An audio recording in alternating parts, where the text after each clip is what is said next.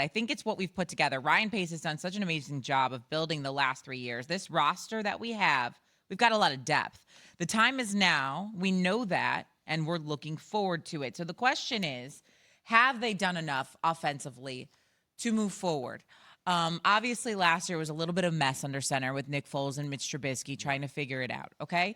Tariq Cohen, one of their running backs, goes down with an ACL tear. They had new tight ends like Cole Kmet, and in his rookie year, he did okay, and I think that tight end group is going to be a lot better this year. I can give away my answer right now, but I'll let you go first in terms of, do you think the Bears have done enough offensively to take another step forward, which is absolutely necessary at this point for both Ryan Pace and Matt Nagy?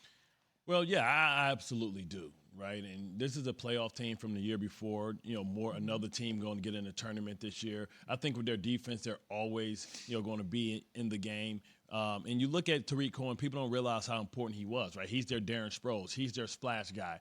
He's their cheetah. Right, he's the guy that they get the ball in space and he makes explosive plays. And once you lose that out of your offense, you lose that 10 to 15 minutes that the opposing team has in practice where they have to prepare for his gadgets, for the different places they're going to line him up. And with him coming back healthy, I think that's going to give them a lot of pop. And could you imagine him back there with Fields in some type of RPO / speed option type of scenario? I think it's going to really pay dividends for whoever's behind center. Eventually, I believe that's going to be Fields in the future.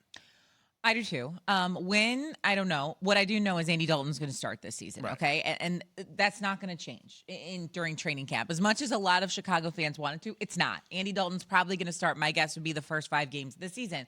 How is he going to perform? That remains to be seen. In terms of doing enough around him and offensively, because in my opinion, Bart, it's going to be similar to last year with Mitch Trubisky. Andy Dalton's going to have a short leash. If things start going haywire and Fields looks ready enough, in you go, let's see what you got. I just don't think that Ryan Pace and Matt Nagy can insert him early on and have him fail, and then it's a failure on the entire franchise. Okay, so with that being said, obviously David Montgomery is going to be your premier back. You get Tariq Cohen back at some point from that ACL tear, and then they added to that running back stable through the draft and through free agency this year, and so you would think there's depth at that position. You get Allen Robinson under the franchise tag, so you have weapons there. The receiving core should be better. Again, adding depth there because you have Marquise Goodwin coming in, who we know is speed. The offensive line is where I get a little bit nervous. Right. There's 2 tried and true guys with James Daniels and Cody Whitehair. And then the other positions, obviously you added Tevin Jenkins in the draft. It remains to be seen. And so all this to say, yes, I think they've done enough this offseason to be better. But again, if you have Aaron Rodgers back in the NFC North and a very competitive NFC, I don't know. I don't know. It depends on which Minnesota Vikings team is going to show up, which Kirk Cousins is going to show up. Is he going to be the Kirk Cousins that can play at an above average level? Can he be a top 15 quarterback? Because if they do that, you want to say that, maybe when you look at the Minnesota Vikings, they're better on paper.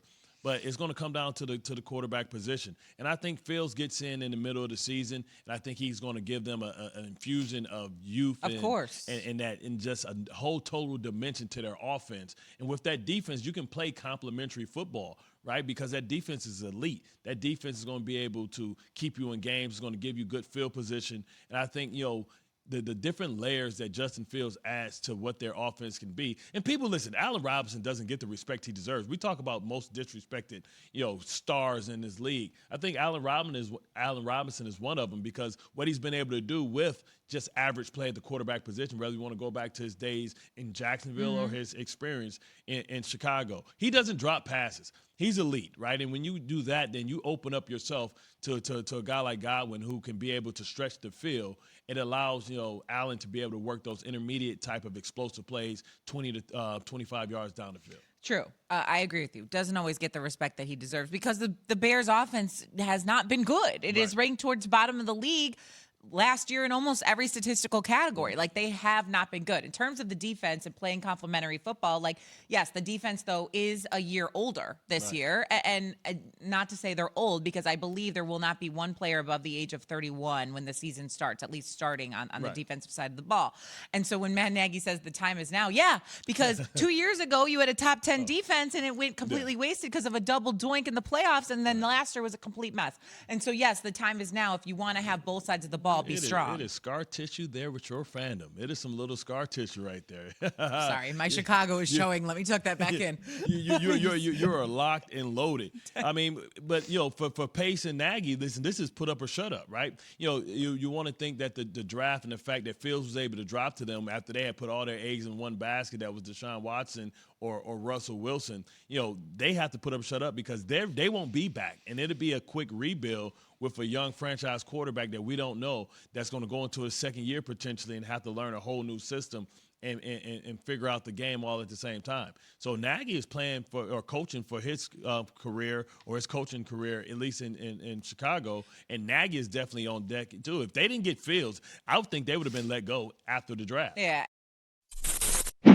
Thanks for watching ESPN on YouTube. For live streaming sports and premium content, subscribe to ESPN Plus right now.